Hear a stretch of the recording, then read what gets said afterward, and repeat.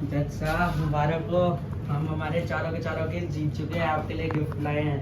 ये ना एक्सरसाइज के लिए, आप मोटे हो रखे हो ना, उसके लिए। चलो बैठ के बात करते हैं। और हाँ, एक दो केस और भी हैं, उसके बारे में भी डिस्कस करना है। ठीक है, आओ बताओ क्या डिस्कस करना है। हमने पहले तो आप गिफ्ट लीजिए। गिफ्ट लो, गिफ्ट। हाँ जी, धन्यवाद। और जायज़ ये गिफ्ट है टोनिंग ट्यूब पतले होने के लिए। इसे आपको बहुत जरूरत है। तो ऐसा हो। वाह, मजाक को रखते हैं साइड पे और आते हैं मेन टॉपिक पे और हमारे कंटेंट पे। तो आज का जो केस लेकर आया हूँ वो थोड़ा सा इम्पोर्टेंट इसलिए है क्योंकि भाई मैंने ना एक ही बंदे को मैंने 1 करोड़ रुपए देने थे। एक बंदे को 1 करोड़ रुपए देने थे। अब मैंने दिए 3 अलग अलग पॉइंट्स में। पहले बार तो मैंने उसको चेक दिया था 30 लाख का, दूसरा दिया था 46 लाख का। फिर उसके बाद करी थी मैंने अकाउंट ट्रांसफर, वो मैंने कुछ करी थी लगभग 17 की।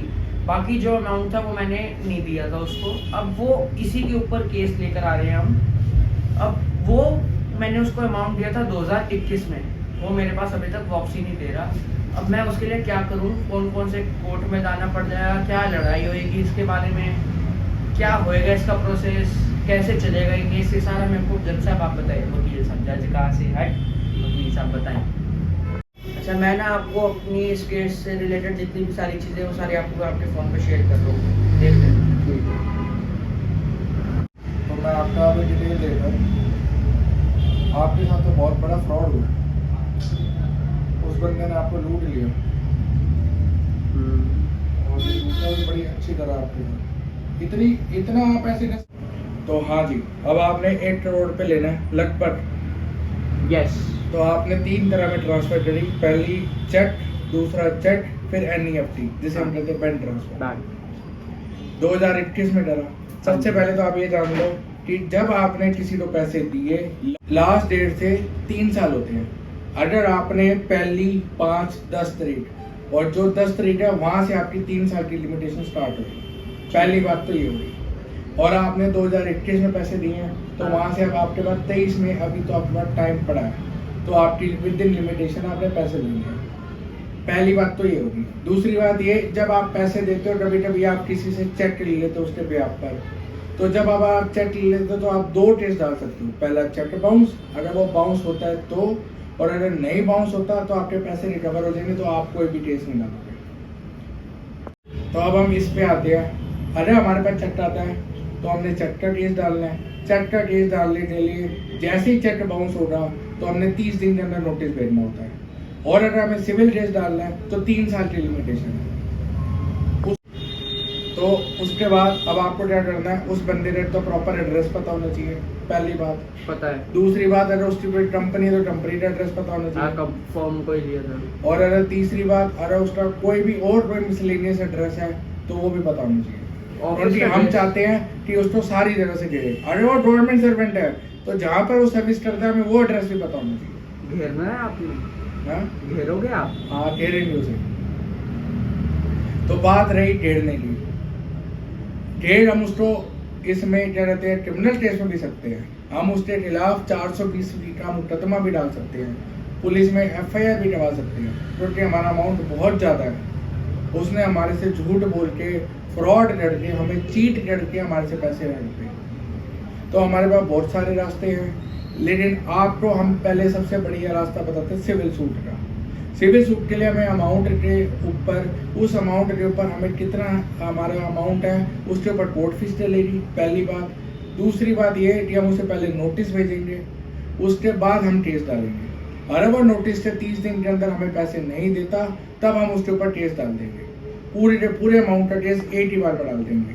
और एक बात ये है कि अगर हमने उसके ऊपर पूरा केस, हम सिविल भी 2 तरीके का केस होता है, एक ऑर्डर 37 और एक नॉर्मल सूट।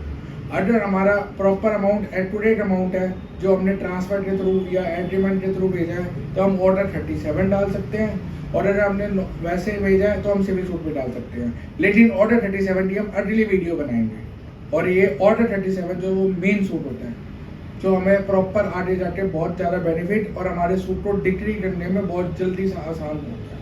तो आपने सिविल करना है क्रिमिनल? सबसे भयंकर अंदर किस में जाएगा? क्रिमिनल में।